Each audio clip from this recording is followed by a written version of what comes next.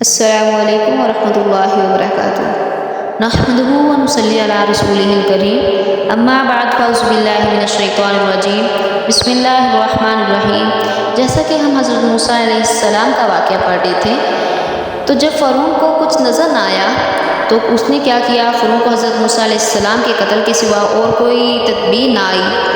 اس کے پاس اس کی دلیل یہ تھی کہ حضرت موسیٰ علیہ السلام زمین میں فساد برپا کر رہا ہے، اور فرعون بولا مجھے چھوڑ کے حضرت موسیٰ علیہ السلام کو قتل کر دو اور وہ اسے بلا لائے۔ اپنے رب کو مجھے اندیشہ ہے کہ یہ وہ تمہارے دین کو بدل ڈالے گا یا زمین میں فساد برپا کر دے گا۔ جب فرعون نے حضرت موسیٰ علیہ السلام کو قتل کرنے کا ارادہ کیا تو فرعون کے خاندان کا ایک آدمی جو اپنا ایمان چھپائے ہوئے تھا اٹھا اور اس نے کہا، کیا تم ایک ایسے شخص کو قتل کرتے ہو جو کہتا ہے کہ میرا رب اللہ ہے؟ وہ تمہارے پاس تمہارے رب کی طرف سے واضح دلیل لے کر آیا ہے۔ اور خاندان فرعون کے ہدایت یافتہ آدمی نے کہا، تم کیوں حضرت موسیٰ علیہ السلام کے در پہ ہو اور اسے کیوں ستاتے ہو؟ جب تم اس پر ایمان نہیں لاتے ہو تو اس اپنے حال پر چھوڑ دو اور اس کا راستہ مت روکو۔ اگر وہ جھوٹا ہے تو اس کے جھوٹ کا وبال اسی پر پڑے گا، اور جب تم اسے تکلیف دو گے اور تم خود اس میں جا پڑے اور وہ نبی ہوئے تو تمہاری بربادی ہوگی، اور اگر وہ سچے ہوئے تو تم پر کوئی نہ کوئی عذاب آ پہنچے گا جس کا وعدہ تم سے وہ کرتے ہیں۔ اے میرے بھائیوں، اپنی حکومت پر غرور نہ کرو اور اپنی طاقت اور لشکر پر گھمنڈ نہ کرو۔ میری قوم، آج تمہاری حکومت ہے، زمین میں تمہیں غلبہ حاصل ہے۔ اگر اللہ کا عذاب ہم پر آ گیا تو ہم پھر کون ہماری مدد کرے گا؟ ہم کس سے مدد طلب کریں گے؟ فرعون کا جواب یہ تھا، اس نے کہا، میں تمہیں وہی رائے دوں گا جو خود سمجھ رہا ہوں، اور میں تمہیں بالکل صحیح راستہ دکھا رہا ہوں۔ اسے ہدایت یافتہ آدمی نے چاہا کہ وہ اپنی قوم کو برے انجام سے ڈرائے اور ظالموں کے ٹھکانے سے آگاہ کرے۔ اس سے کہا، ہے میری قوم، یقیناً مجھے تمہارے بارے میں اندیشہ ہے کہ کہیں تمہیں دوسری قوموں کا دن نہ دیکھنا پڑے، جیسے حالت ہوئی تھی نوح علیہ السلام کی قوم کی، جیسے حالت ہوئی تھی حضرت عاد علیہ السلام کی قوم کی، جیسے حالت ہوئی تھی سمود علیہ السلام کی قوم کی، اور جو لوگ ان کی قوموں کے بعد آئے اور اللہ تعالیٰ بندوں پر ظلم نہیں کرنا چاہتے اور اس مرد حق آگاہ نہیں، قیامت کے دن سے ڈرایا۔ اور قیامت کے دن کیا ہوگا؟ جس دن آدمی اپنے بھائی سے بھاگے گا، اپنے ماں باپ اور اپنی بیوی اور اپنے بیٹوں سے بھاگے گا۔ ہر شخص اس کے دن ایک خاص حالت ہوگی جو دوسروں سے بے نیاز کر دے گی۔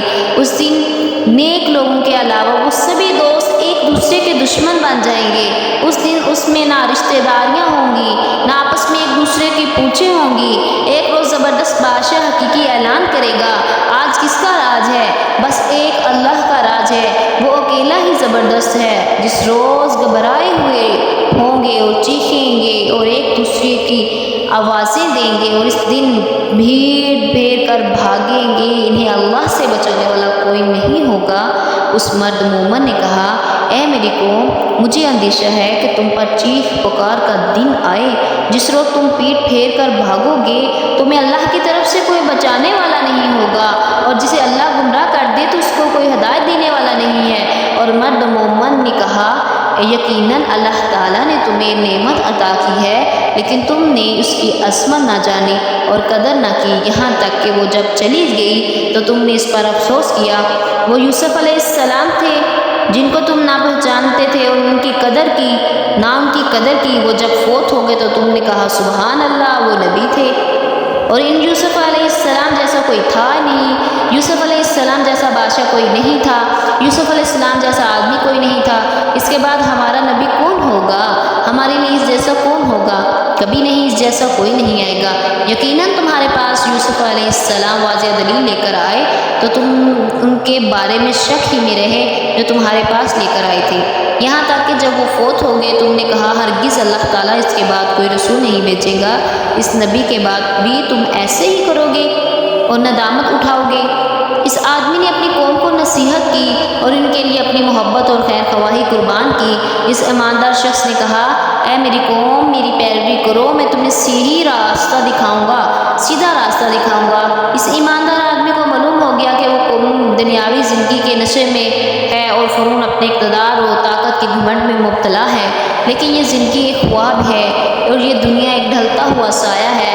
اور اس مرد مومن نے جان لیا کہ قوم کو موسیٰ علیہ السلام کی پیروی سے کیا چیز روک رہی ہے، وہ یہ کہ دنیا کے نشے میں مدہوش ہیں، اور مدہوش نہ سنتا ہے، نہ سمجھتا ہے، نہ دیکھتا ہے، اس لیے وہ موسیٰ علیہ السلام کی آواز کو سنتے نہیں۔ تو اس نے چاہا کہ انہیں ان کی غفلت سے بیدار کرے اور کہا، اے میری قوم، یہ دنیاوی زندگی فائدہ اٹھا لینا ہے۔ اے میری قوم، تعجب ہے، میں تمہیں نجات کی طرف بلاتا ہوں اور تم مجھے آگ کی طرف بلاتے ہو۔ تم مجھے دعوت دیتے ہو کہ اللہ کے ساتھ کفر کروں اور اس کا شریک ٹھہراؤں ایسوں کو جن کا مجھے علم نہیں، اور میں تمہیں اس زبردست بخشنے والے کی طرف دعوت دیتا ہوں۔ اور اس مرد قارون کی بیوی اور مومن مرد نے ان سے کہا کہ تمہارے خداؤں کی طرف سے کون سا نبی آیا ہے اور کون سی کتاب نازل ہوئی ہے، کس نے اس طرف دعوت دی ہے؟ یہ سب نام ہیں جو تم نے اور تمہارے باپ دادا نے رکھ لیے ہیں، اللہ تعالیٰ نے اس کی کوئی دلیل نہیں اتاری۔ اور ان سب رسولوں نے اللہ کی طرف بلایا۔ حضرت ابراہیم علیہ السلام اور یوسف علیہ السلام تھے، اور یہ اللہ کے نبی موسیٰ علیہ السلام ہے۔ ہر چیز اس کی نشانی ہے، ہر جگہ اس کی دعوت ہے۔ یقیناً جس طرح تم مجھے بلاتے ہو اس کا بلاوا کہیں نہیں، نہ دنیا میں نہ آخرت میں۔ اور جب مرد مومن ان کی ہدایت سے مایوس ہو گیا اور ان کی حماقت سے اکتا گیا تو انہیں چھوڑ دیا اور ان سے کہا، ان قریب یاد کرو گے جو بات میں نے تم سے کہتا ہوں، میں اپنا معاملہ اللہ کے ثبوت کرتا ہوں، بلا شبہ اللہ تعالیٰ بندوں کو دیکھنے والا ہے۔ اور لوگ ناراض ہوئے اور قارونیوں نے موسیٰ علیہ السلام کے قتل کا ارادہ کیا، لیکن اللہ نے اسے بچا لیا اور اس کے دشمنوں کو ہلاک کر ڈالا۔ پھر اللہ تعالیٰ نے بچا لیا ان سے بری تدبیروں سے جو انہوں نے کی، اور فرعونیوں کو برے عذاب سے اور اپنی پلٹ میں لے لیا۔ السلام علیکم ورحمۃ اللہ وبرکاتہ۔